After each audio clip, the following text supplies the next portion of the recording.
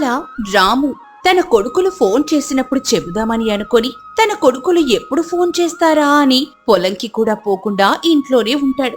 గప్పుడు మంగ, ఏంటి చాలా టెన్షన్ గా ఉన్నారు, ఏమైంది ఇవాళ పొలానికి వెళ్ళరా? ప్రాణమేం బాలేదే, ఓ 3 రోజులు వెళ్ళను. అవునా, ఏమైందయ్యా? మరి హాస్పిటల్కి వెళ్ళలేకపోయావా? వెళ్ళానే, ఏదో వైరల్ జ్వరం అంట, గోళీలు రాసిచ్చినాడు. మరి గోళీలు ఆడుతున్నావా? ఆ వాడుతున్నా, కొంచెం తక్కువైందిలే.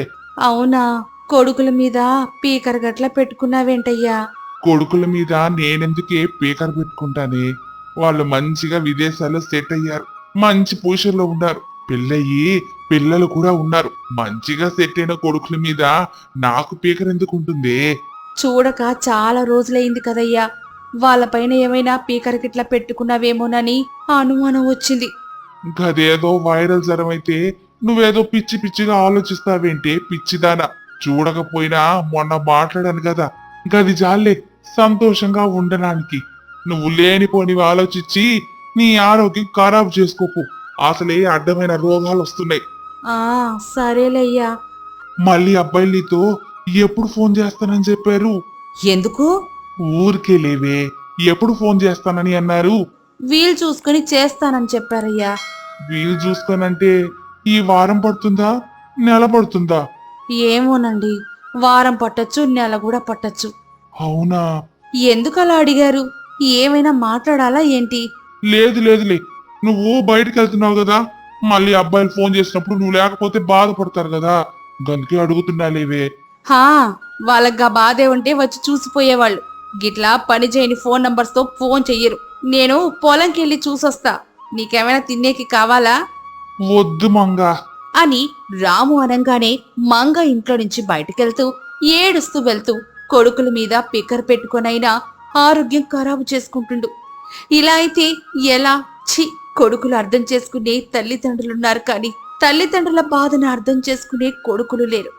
నా కొడుకులు అలాంటి వాళ్ళు కాదని ఆయన అనుకుంటున్నాడు, కానీ వాళ్ళు కూడా అందరి వాళ్ళలాగానే తెలుసుకోలేకపోతున్నారు.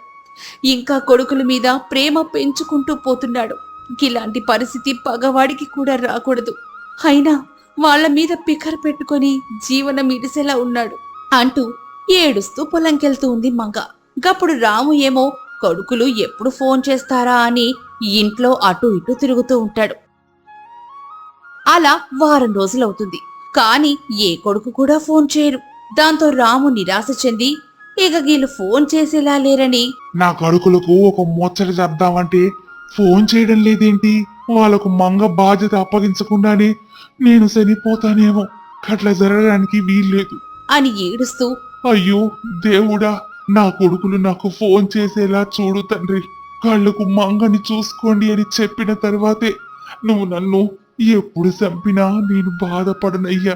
నా బాధంతా మంగ గురించి, కది అమాయకురాలు, దానికి నేను తప్ప ఎవ్వరూ లేరు. నాకేమైనా అయితే గది అనాథవుతుంది, దిక్కులేనిదైపోతుంది. గది అనాథవ్వడానికి వీల్లేదు దేవుడా.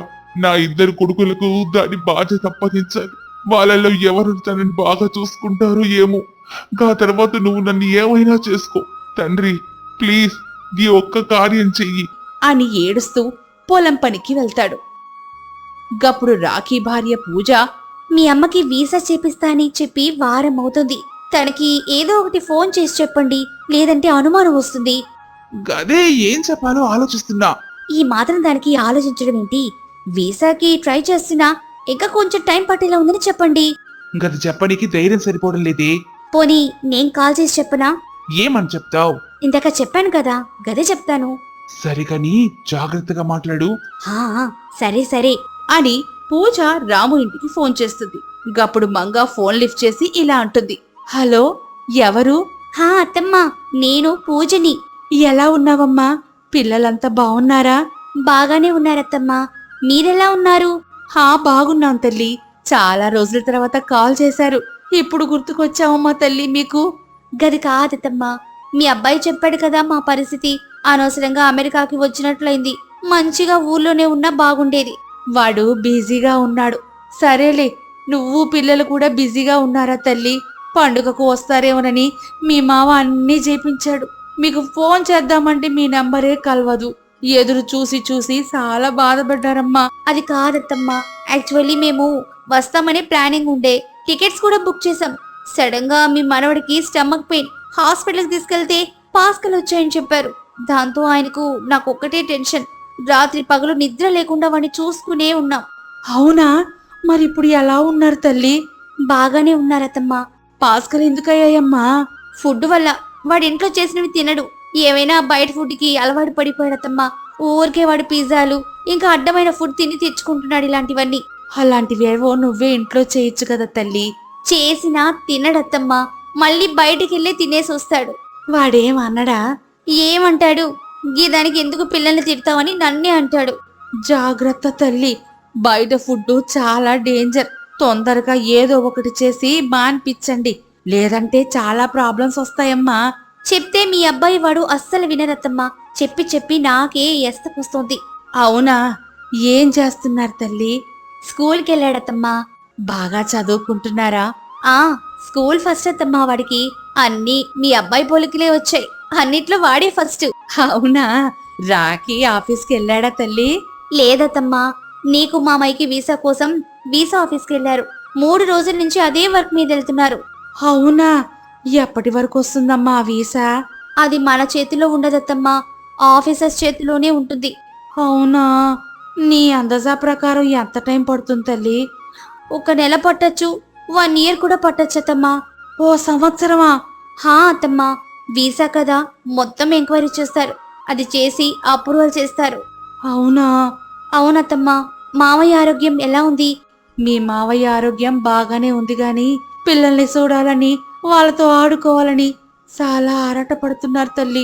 మీరేమో రారు, ఆయనేమో బాధపడిపోతున్నారు. రావాలని మాకు ఉందత్తమ్మా, కానీ టైమే దొరకడం లేదు అత్తమ్మా. అందుకే మీ అబ్బాయి మిమ్మల్ని ఇక్కడికి తీసుకురావాలని అనుకుంటున్నాడు. ఏమో తల్లి, మిమ్మల్ని చూడకుండానే చనిపోతామేమోనని మావయ్య చాలా బాధపడిపోతున్నారు. మీ ఫోటోలు చూస్తూ ఇక్కడ ఏడుస్తున్నారు. అయ్యో అత్తమ్మా, ఏడవకండి. అయినా బాధ అంత ఇంత కాదు తల్లి. కొడుకుల్ని చూసి వాటికి 3 సంవత్సరాలైతుంది. తానిన్ని రోజుల్ని కొడుకుల్ని చూడకుండా ఎలా ఉన్నానా అని తానొక నరకం అనుభవిస్తున్నాడు తల్లి. మేం కూడా అంతే బాధపడుతున్నాం అత్తమ్మా. మీ కొడుకైతే మీ మీద పికరు పెట్టుకొని రోజు సరిగ్గా అన్నం కూడా తినడం లేదు. ఇంత మంచి పొజిషన్లో మా నాన్న మమ్మల్ని పెడితే కన్న తల్లిదండ్రులను సరిగ్గా చూసుకోలేకపోతున్నాను.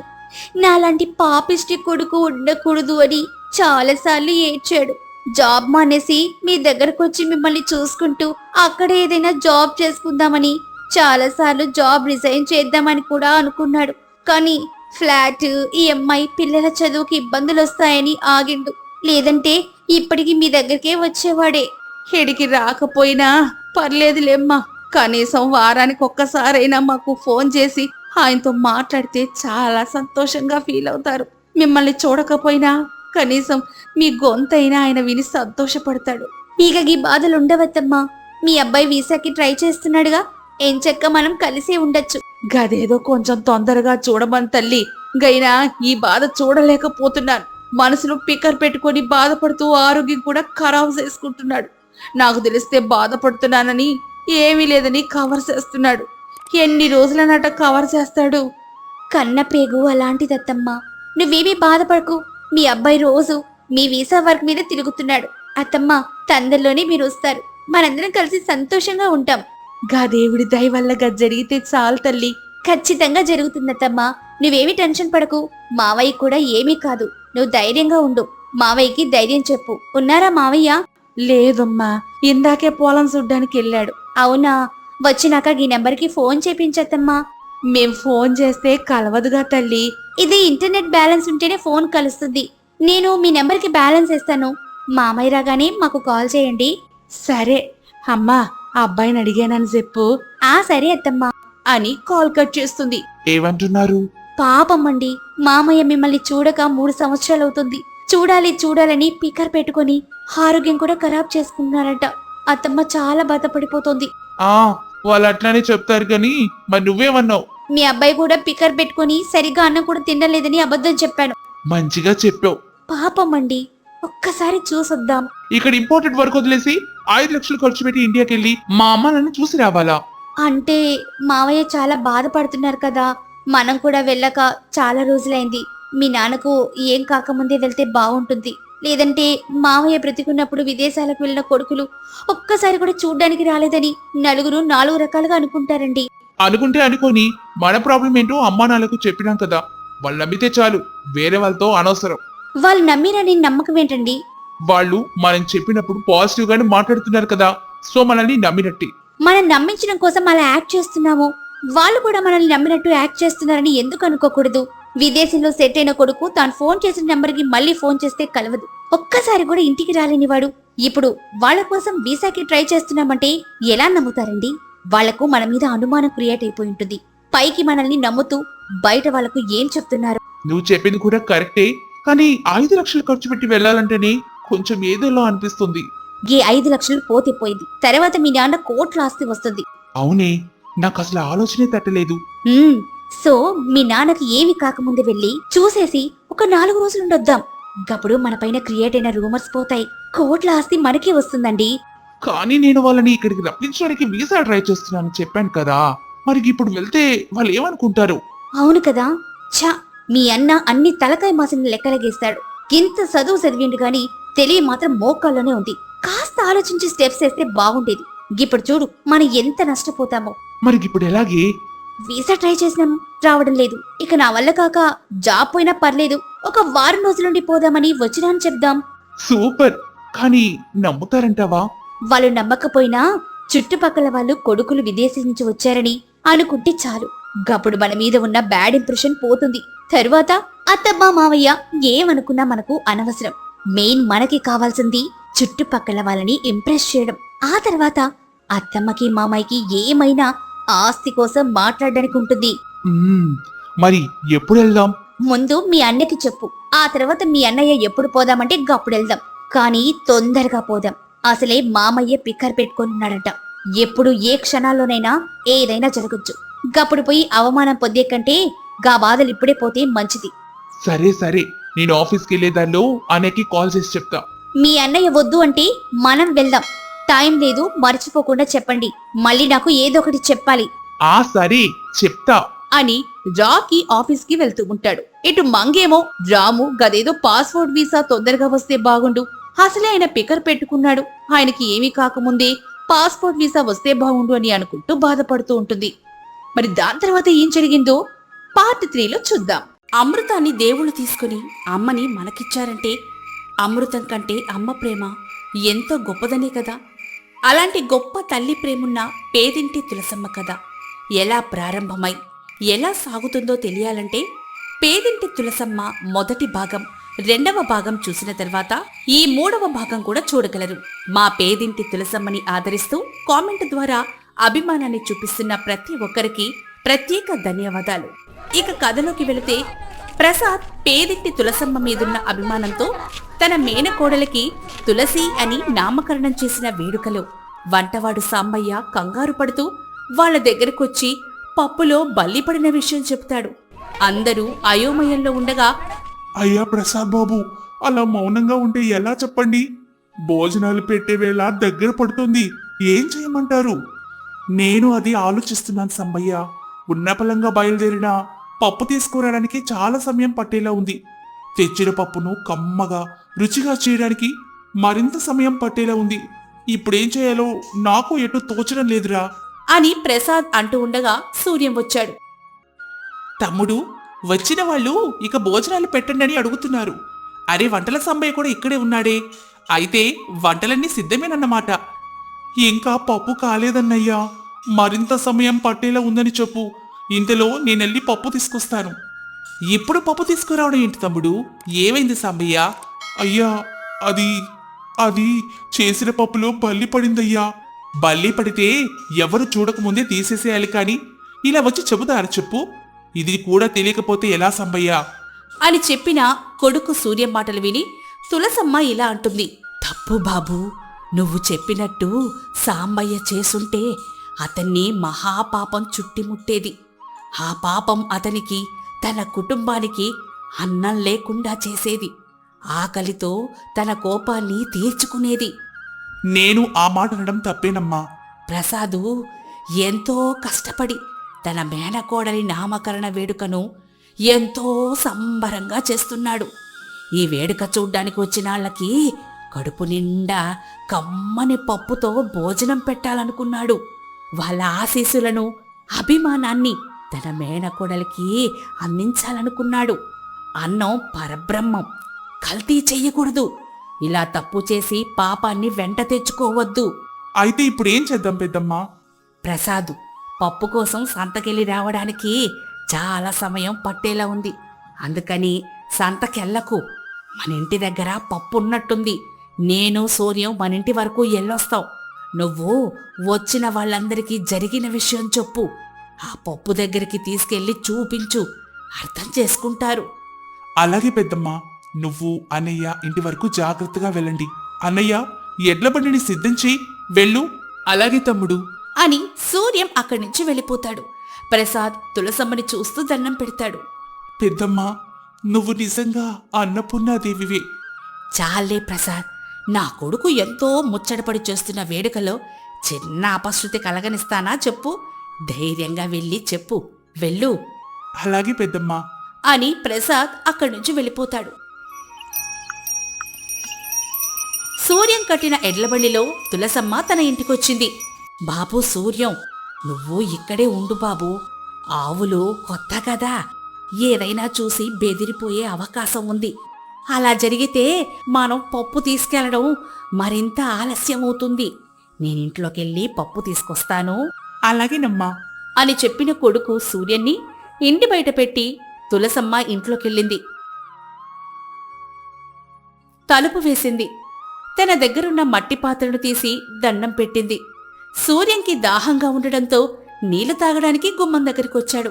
తలుపు వేసి ఉండడంతో కిటికీలో నుంచి తన తల్లి తులసమ్మని చూస్తాడు. అప్పుడు తులసమ్మ మట్టి పాత్రతో, ఓ మట్టి పాత్ర, నన్ను మనసారా పెద్దమ్మ అని పిలిచే నా కొడుకు ప్రసాద్కి పప్పు కష్టం వచ్చి పడింది. అది నువ్వు మాత్రమే తీర్చగలవనిపించే నీ దగ్గరికి వచ్చాను. నన్ను కరుణించు, నా కొడుకు ప్రసాద్కి పప్పునివ్వు అని వేడుకోగానే ఆ మట్టి పాత్రలో నుంచి పప్పు వచ్చి ఒక సంచిలో పడుతూ ఉంటుంది. అది చూసి తులసమ్మ చాలా సంతోషపడుతుంది. సూర్యం కూడా ఆశ్చర్యపోతాడు. మట్టి పాత్ర అప్పుడు ఇలా అంటుంది.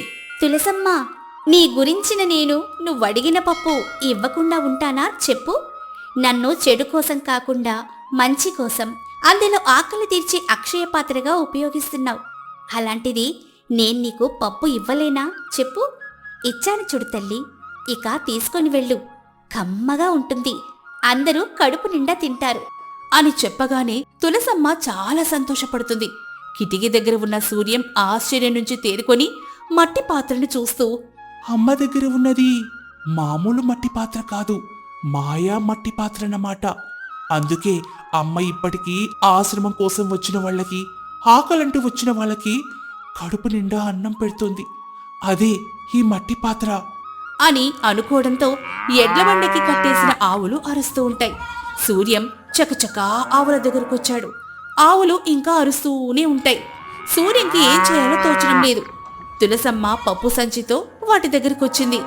బాబూ సూర్యం, వాటికి దాహంగా ఉన్నట్టుంది, వాటిని వదిలిపెట్టు, గోళంలోని నీళ్లను తాగుతాయి. అలాగేనమ్మా అని ఆవుల్ని వదిలిపెట్టాడు. తులసమ్మ చెప్పినట్టుగా ఆవులు వెళ్లి గోళంలోని నీళ్లు తాగుతాయి. అది చూసి సూర్యం ఆశ్చర్యపోతాడు. తన తల్లికి మనుషుల ఆకలి, దాహం అర్థమవ్వడమే కాకుండా మూగజీవాల ఆకలి, దాహం కూడా అర్థమవుతుందని అర్థం చేసుకున్నాడు. ఆవులు నీళ్లు తాగుతూ ఉండగా సూర్యం చూపు మాత్రం ఆ ఇంటి మీదే ఉంది. అతనికి అత్యాశ కలిగింది. ఆ క్షణంలో అతనికి తను పడిన కష్టాలు, ప్రసాద్ చేసిన మేలు, మన్నించిన తన తల్లి మనసు గుర్తుకు రాలేదు. అమ్మని ప్రసాద్ ఇంటి దగ్గర వదిలిపెట్టి భార్యని, కొడుకుని తీసుకుని ఇక్కడికి రావాలి. ఆ మాయా మట్టి పాత్రతో మాట్లాడాలి. కావలసిన ధనాన్ని తీసుకుని వెళ్ళిపోవాలి అని గట్టిగా నిర్ణయం తీసుకున్నాడు.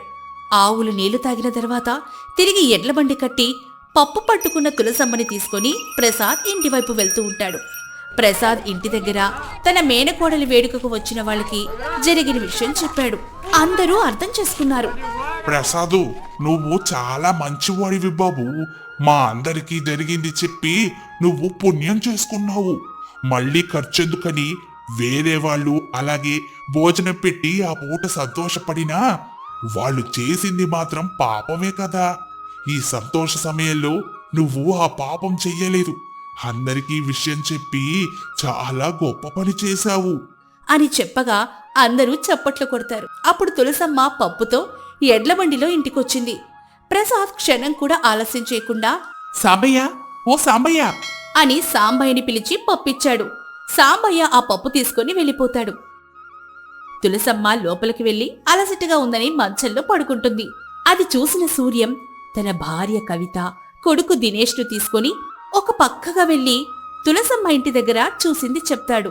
కవితలో కూడా అత్యాశ కలిగింది. అయితే ఇక్కడ మనకు పని లేదు. మనం ఇక్కడి నుంచి ఎవరికీ చెప్పకుండా ఇంటికెళ్ళాలి. వెళ్ళి ఎడ్లబండిని తీసుకురా.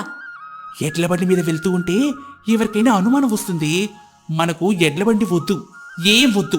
గబగబా నడుచుకుంటూ ఇంటికి వెళ్దాం పదా. తిరిగి అమ్మింటికొచ్చే వరకు మనకు కావలసిన వాటిని తీసుకుని వెళ్ళాలి. వాటితో దూరంగా వెళ్ళి సంతోషంగా బ్రతకాలి.